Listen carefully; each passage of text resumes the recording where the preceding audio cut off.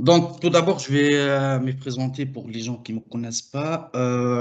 C'est Ayoub Belhaj. En fait, je suis tech lead développeur chez Bouygues Telecom. On travaille sur un projet qui s'appelle Deco, qui fait partie d'une très grande plateforme. L'outil Dynatrace fait partie, en fait, il surveille toute la plateforme, pas que le projet sur lequel je travaille. Donc, on va le montrer petit à petit. Donc, pour cette présentation d'Enatrace, je ne sais pas, peut-être quelques-uns ne connaissent pas ou n'ont jamais entendu parler. Je vais présenter un tout petit peu qu'est-ce qu'il peut faire, comment il travaille, comment ça fonctionne, comment on peut nous profiter et quelques termes techniques qui peuvent être utiles à la suite. Voilà, et effectivement, tout à fait. Après, il y aura une démo. Bien sûr, toutes vos questions sont toujours les bienvenues au fur et à mesure, comme ça, j'essaie de répondre au max possible, si j'arrive à le faire, bien sûr. Donc, Dynatrace, c'est quoi? C'est une plateforme ou c'est une application ou c'est un logiciel qui permet la surveillance, monitoring des logiciels. En fait, il se base sur un moteur d'analyse qui s'appelle Davis, D-A-V-I-S. Cet outil il se base sur l'intelligence artificielle pour l'analyse de toutes les données. Cet outil, en fait, il fournit des analyses de tout ce qui est données, des réponses, des requêtes. Il fait analyse de la performance de l'application ou, je vais dire, des applications. En fait, ce n'est pas une seule application. Il fournit aussi une description de l'infrastructure.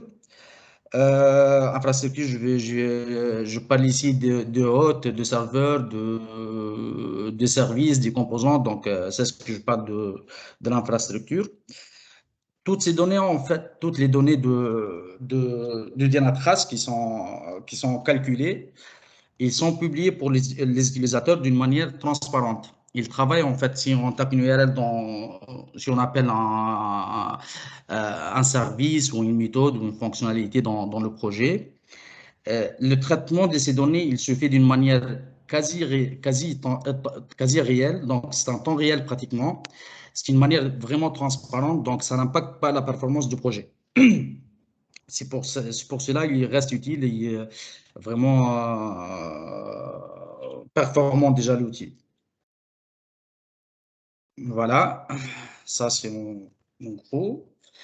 Euh, Juste pour résumer ce que je viens de dire, la surveillance totale de projets, tout ce qu'ils appellent de composants, de services, de performance, des données, tout ça, il se permet d'une manière automatisée, tout à fait alimentée par l'intelligence artificielle de ce moteur d'Abyss, euh, qui peut profiter de cette application, en fait, ou bien de cette plateforme.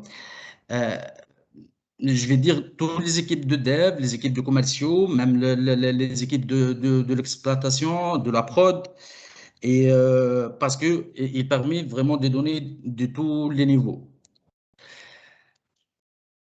Les capacités, maintenant, ce qu'il peut faire le Dynatrace, on parle tout d'abord du Real User Monitoring. En fait, cette fonctionnalité permet d'analyser toutes les interactions des utilisateurs de l'application. On a plusieurs utilisateurs qu'on a créés sur la plateforme. En fait, toutes ces interactions, les appels, la communication entre eux, ils sont calculés et mesurés à temps réel. Bien sûr, quoi que ce soit, là, je parle par exemple des applications web. Quoi que ce soit les navigateurs ou bien même les appels via des appareils mobiles, donc il peut les analyser. Et si je parle des applications web, je ne vais pas oublier les applications mobiles aussi, ça sera intéressant pour eux. Et je vais parler même de ça après, mais juste à titre informatif, on peut utiliser le lien de la trace même pour les applications mobiles, quoi que ce soit Android ou bien iOS. Donc vraiment, il peut tout faire. Il permet aussi d'analyser la disponibilité des serveurs, des applications, la perte de service back-end, il peut aussi la perte et la disponibilité aussi de l'infrastructure. Par exemple, si on a 5 serveurs sur la prod ou un truc comme ça, c'est juste un exemple, une machine qui a tombé KO pendant, je pense pas, autour de 5 minutes, 10 minutes, quoi que ce soit, on peut, on peut détecter ou bien trouver les statistiques qui sont faites sur cette machine qui est tombée KO. Le mobile app monitoring, en fait, c'est ce que je viens de dire. Il peut surveiller aussi les applications mobiles. C'est le même principe, en fait, les analyses de tous les éléments. Code applicatif, base de données, serveur, donc tout vraiment, mais tout ce qui concerne les applications mobiles, pareil Android ou bien iOS. Le Network Process Endorsed Monitoring, déjà je parlais un peu tout à l'heure, c'est la surveillance des serveurs, des processus de réseau, la disponibilité, oui ou non des réseaux, parce que ça peut arriver. Le trafic total aussi, on parle aussi de trafic total de réseau, les temps de réponse aussi, parce que ça peut aider vraiment aux analyses de perf si on a des problèmes de perf. On peut par exemple aussi savoir un tel service, un service X qui a été exécuté sur une machine Y. Donc ça aussi, on peut le détecter pour juste savoir ou permettre à dispatcher les services et les appels sur la prod. Donc ça, c'est vraiment utile pour surtout les équipes d'exploitation. Le Cloud and Virtual Machine Monitoring, c'est ce qui concerne, c'est une partie essentielle aussi. C'est pour la surveillance de machines cloud, AWS, Azure ou autre, peu importe. Il peut détecter aussi tous les composants virtualisés, et même les analyses et les interactions entre eux. En fait, c'est juste pour expliquer un tout petit peu comment ça se passe. Et ça, je vais le décrire en détail peut-être après. Dynatrace, quand on demande une installation, ou bien on demande une démo avec eux, ils donnent ce qu'on appelle un One Agent. One Agent, ça c'est un composant ou bien un service qu'on devra installer dans nos serveurs à nous. Donc, ceux qui veulent l'utiliser ou appliquer, il se passe sur un One Agent. Celui-là, il peut intégrer, il intègre. Tac, tac, ici.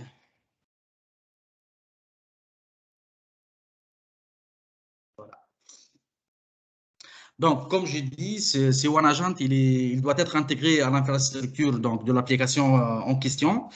Et c'est OneAgent qui collecte toutes les informations et l'envoie à la plateforme. L'explication de la plateforme, après, je vais le détailler un peu. Le container monitoring, on parle ici de tout ce qui est Docker, par exemple. Donc, pareil, la même chose. Ça, la diversité, en fait, de l'utilisation, on a parlé des applications mobiles, des applications web, de cloud. Là, on parle des environnements Docker. C'est faisable aussi, il le permet de le faire. Et après, le résultat, c'est le même. Le résultat, c'est vraiment analyser tout, analyser les données, les réseaux, l'infrastructure, la disponibilité des services, la disponibilité des applications. Peu importe, même les appels externes, en fait, si par exemple notre application elle appelle un web service externe, il peut, en fait, il génère derrière un rapport ou bien un descriptif ou bien une analyse, si je peux dire ça, pour détailler les temps des réponses et la réponse aussi.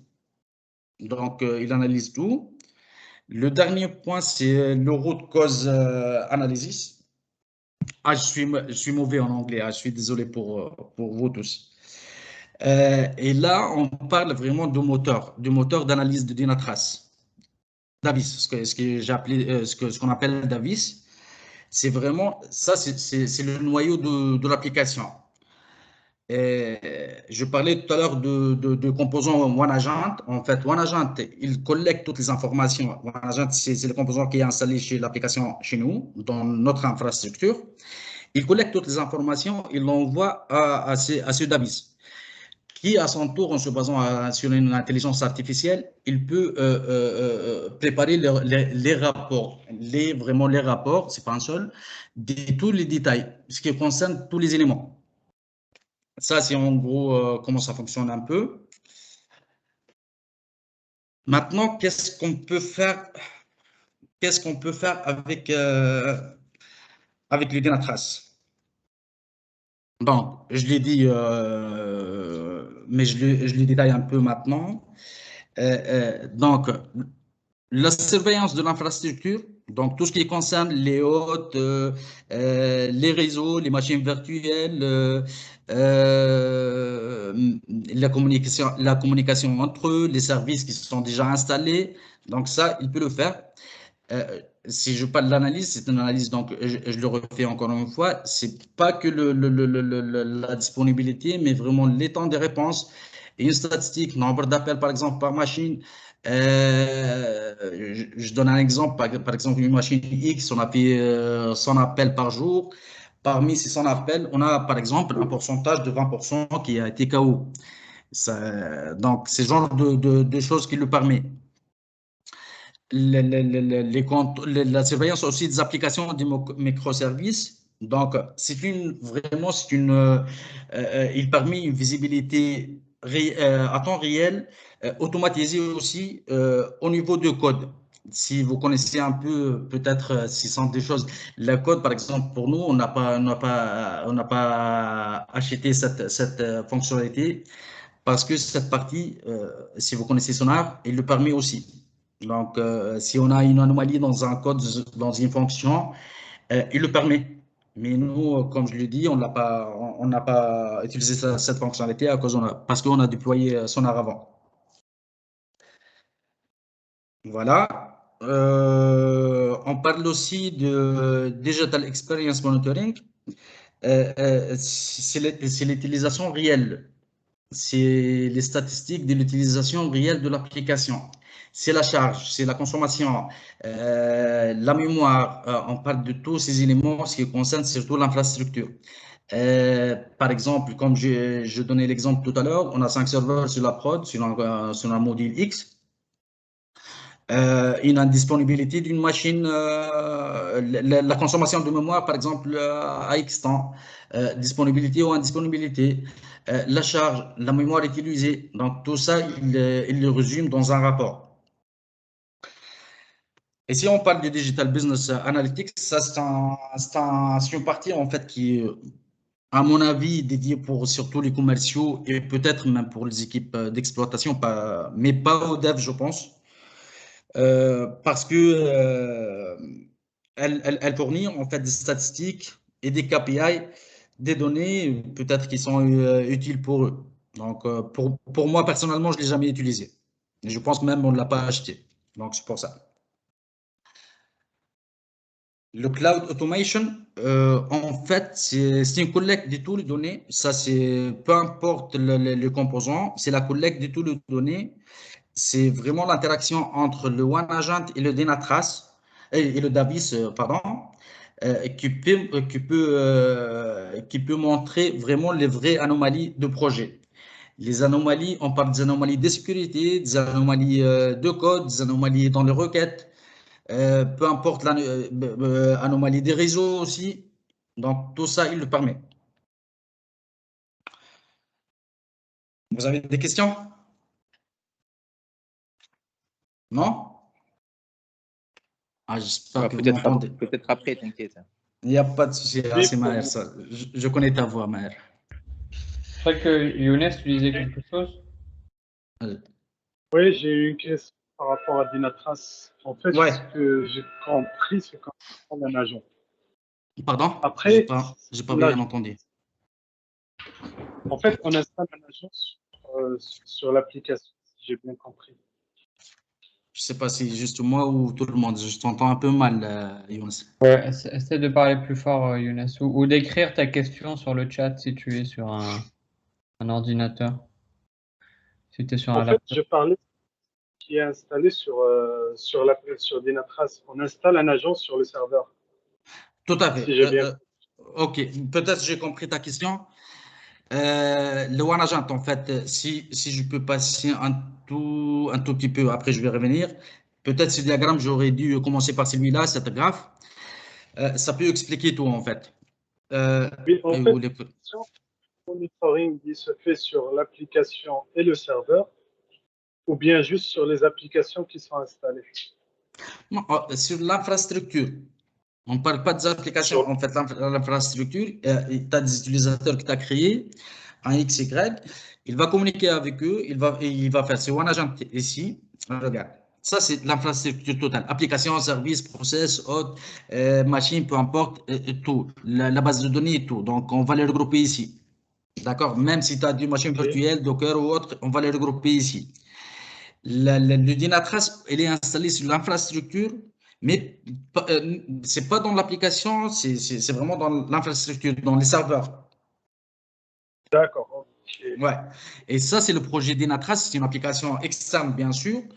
Dynatrace, ici, à l'entrée, il y a le Davis que je parlais tout à l'heure. Le One Agent, tout appel qui est fait ici, il essaie à temps réel, comme je dis tout à l'heure, d'envoyer toutes les données, il collecte toutes les données et l'envoie à Davis. Et Davis, ça, en se basant sur l'intelligence artificielle, il prépare tous les rapports qu'on voit ici. Peu importe le rapport, peu importe la fonctionnalité, il le prépare. Donc, c'est très simple, c'est cette structure-là. Ayoub, si on dit en fait il collecte tout, est-ce qu'on peut configurer en fait qu'est-ce qu'il doit collecter? Ou bien il... Ça, en fait, ça dépend d'autant. Oui, mais ça, honnêtement, je n'ai pas prévu de présenter ça. Mais ça dépend de l'abonnement que tu fais chez Dynatrace. D'accord. En fait, Dynatrace, c'est un outil payant. Ça dépend de l'abonnement que tu veux. Par exemple, tu veux juste, je veux de contrôle de machine, c'est tout. Il y a un prix X. Des applications avec les serveurs, un prix Y. Tu vois, donc tu peux identifier ça, bien sûr. Tu peux prendre le package que tu as besoin, en fait, et voilà. Donc, si tu essaies d'utiliser un autre, tac, tac, tac, tac, Karim. Tu es en retard, Karim. Salut, Karim. Hello. Salut, Karim. Salut, Karim. On a avancé un peu. Tac. Donc, Ayoub, excuse-moi, Ayoub, je reprends la question de Omer, en fait. Ouais.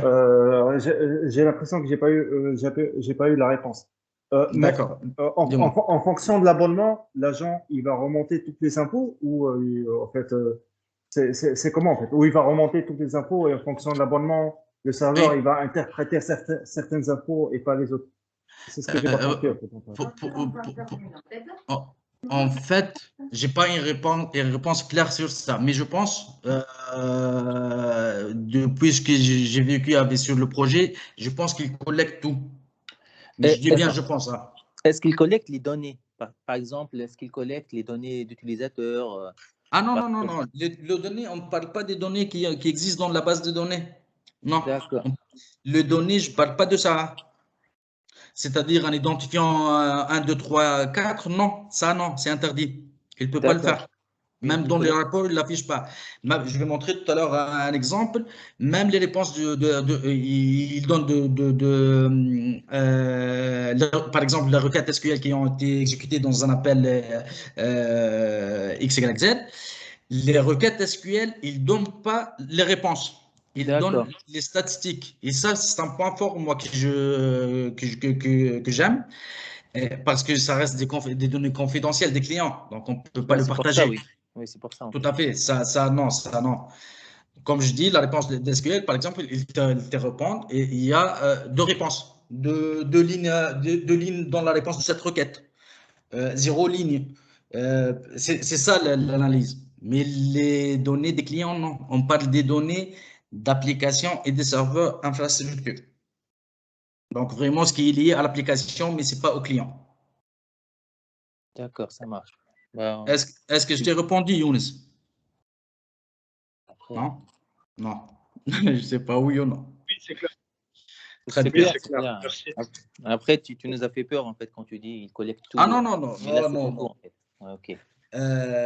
Non, en fait, généralement, à mes connaissances, il y a des grandes boîtes qui utilisent ça, et notamment Bouygues Télécom. Et Bouygues Télécom, par exemple, on ne rigole pas avec les données des clients. C'est pas possible. Ouais, C'est il commence à utiliser ça chez Carrefour aussi. vraiment, c'est très utile. Je vais vous montrer tout à l'heure, peut-être c'est très utile. De toute façon, il nous a aidé beaucoup pour surtout l'analyse des incidents. Je parle de mon périmètre à moi, c'est l'analyse des incidents, nous a aidé beaucoup. On reprend d'autres questions? Oui, moi j'ai une question, s'il te plaît. Ouais. C'est concernant les droits. Est-ce qu'il faut avoir un utilisateur dédié pour Dynatrace pour que ça fonctionne ou il octroie les droits automatiquement?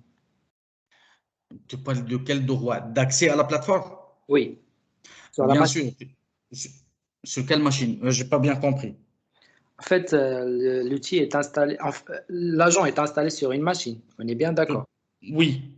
Et après, comment il va collecter les données? Normalement, il va accéder à des fichiers. Ah, ouais, ça aussi, en fait, sur l'installation. Je t'ai dit, mais je prépare un truc sur l'installation, tu m'as dit non. En fait, très simple. Dynatrace, l'agent, c'est quoi? C'est une autorisation à accéder. Et quand on demande une installation, il nous fournit deux éléments. C'est un environnement ID avec une clé. Et avec ces deux éléments, il peut accéder, il peut savoir le projet sur cette plateforme. Après, pour accéder à la plateforme de Dynatrace, bien sûr avec un login mot de passe. Mais pour revenir à ta question, comme je t'ai dit, si j'ai bien compris, bien sûr, comment il va envoyer les données au Davis. C'est bien ça. En fait, comment juste il va accéder aux données pour les analyser? Imaginons qu'on a des droits sur les fichiers. Pardon? Imaginons qu'on a des droits sur les fichiers. Des droits sur du fichier de code, par exemple. Oui, Ça généralement, à ma connaissance, c'est pas possible. Parce que déjà, les serveurs ou bien les clients PHP ou bien peu importe, ils doivent y accéder. d'accord. Mais je pense qu'il peut accéder à tout. S'il y a de privilèges spécifiques sur un composant X, Y, Z, évidemment, il ne va pas pouvoir. Même s'il va recruter là-dessus, il ne va pas pouvoir. Donc, sauf s'il y a une faille sur le privilège qu'il t'a donné. Pour lui, l'agent, il va vraiment collecter toutes les données disponibles. D'accord, oui, je comprends. Bien sûr, il va pas faire des miracles, c'est pas de magie, mais vraiment les données disponibles en analysant les requêtes XHR, en analysant aussi les requêtes SQL, les serveurs, comment dirais-je, les hosts aussi. Donc ça, ce sont des éléments disponibles sur la machine. Bien sûr, si tu connectes sur une machine, on lui donne bien sûr des droits pour y accéder à tout ce qu'on veut. Et en se basant sur ça, il collecte les éléments qui sont disponibles et on l'envoie à Davis. Comme je te dis, l'authentification entre les deux se base sur deux éléments. C'est un environnement ID et une clé spécifique. Ça, à l'inscription ou à l'abonnement de Dynatrace, il nous donne ça. D'accord, ça marche. Il faut se trouver sur un réseau Internet pour qu'il y ait la communication entre Ah les deux. oui, oui, tout à fait, parce que Dynatrace, c'est une application en distance. C'est comme si vous connaissiez, à l'époque, j'ai utilisé un peu le Blackfire. Généralement, c'est ce genre des outils. L'application, elle est hébergée chez des serveurs à nous, mais l'analyse, elle est à distance. Il donne des autorisations ou bien il installe des agents en local, c'est le serveur qui nous appartient, mais les analyses, elle est toujours distante. Oui, c'est ce qui explique la performance de l'outil. Tout à fait, mais attention, l'analyse et les statistiques et les rapports qui sont générés sont presque à temps réel. Donc vraiment, tu ne remarques pas la lenteur, c'est-à-dire si tu lances dans la requête dans l'URL, tu appelles une fonctionnalité X, tu vas la chercher dans Dynatrace, tu vas pratiquement la trouver directement, avec quelques secondes ou même pas. D'accord, ça Donc, marche. tu peux pas remarquer. Honnêtement, ça fait 2 ou 3 mois que je l'utilise et j'ai jamais remarqué une lenteur ou je trouve pas la requête ou peu importe. C'est vraiment, je dis bien presque temps réel. D'accord, ça marche. Et il peut aussi surveiller l'état des file systems sur la machine, s'il arrive à être plein, par exemple. La consommation des CPU, Non, du fichier système. ça, je connais pas. Honnêtement, je connais pas cette information.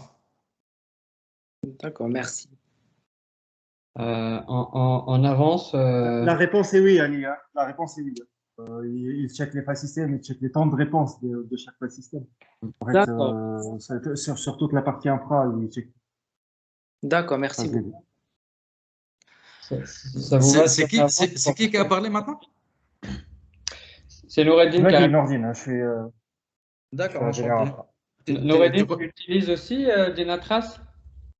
Oui, en fait, mon client a abandonné New Relic Ah, pour Dynatrace pour la partie applicative. Mais j'ai eu la démonstration récemment que ça exploite les file systems et les temps de réponse de file system, que ce soit local ou distant. parfait. Bah, on avance, Ayoub, pour retenir le timing. Ouais, ça marche. On est à quelle heure maintenant? Je pense pas. Ouais. Donc, cette image, en fait, elle résume tout. Résume tout ce on vient de dire. En fait, ça, c'est pratiquement notre infrastructure avec le projet, avec si on a de cloud, on a de Docker, peu importe. Et ça, c'est le Dynatrace. En fait, le OneAgent, il est là. Il est là et le Dynatrace, il est toujours distant. Donc, c'est comme ça l'interaction entre les deux. Ça, il collecte toutes les informations qui sont ici, qui sont disponibles, bien sûr. Il l'envoie pour les traiter. Donc, c'est ce que je dis tout à l'heure. Le OneAgent, maintenant, vous le connaissez, donc on peut le passer. Le Davis, le dernier point aussi, vous le connaissez, c'est le système d'analyse. Juste le Smartscape, je dois l'identifier. En fait, c'est une carte des topologies qui peut, sur l'environnement bien sûr, qui montre les relations entre les différents services. Les services, les applications. Donc, c'est une carte graphique avec des liaisons, tel service, l'appel l'autre, l'un et le deux. Il résume tous ces points en fait. Voilà. Ça, on a parlé de ça. Donc, voilà. Maintenant, les technologies et les supports sur lesquels il peut travailler, c'est sur Dynatrace. J'ai pas regroupé tout, mais j'ai noté presque la majorité, ou bien ce qui concerne la partie peut-être ce que je travaille là-dessus aujourd'hui. Ce qui concerne les OS, bien sûr, Linux, Unix, Windows, IBM, il n'y a pas de souci. Les applications, peu importe aussi, la majorité vraiment, il peut travailler là-dessus. Les bases de données, pareil, pratiquement tous. L'Oracle, PostgreSQL, déjà nous on travaille sur PostgreSQL, MySQL aussi. Ce qui concerne le PHP, il peut faire les analyses sur la majorité aussi de frameworks. Maël, tu m'as posé sur Zend, je n'ai pas cherché l'information sur Zend, j'ai oublié ça honnêtement. Mais au moins, il y a cette petite liste Symfony, Drupal, Lucene, PHP, Magento, tout, Laravel, tout, donc il peut tout faire. Donc, est-ce que vous avez des questions jusqu'à maintenant? Non? Oui? Donc, comme on s'est dit tout à l'heure, donc je vais arrêter quelques secondes. Je vous remercie tous tout d'abord.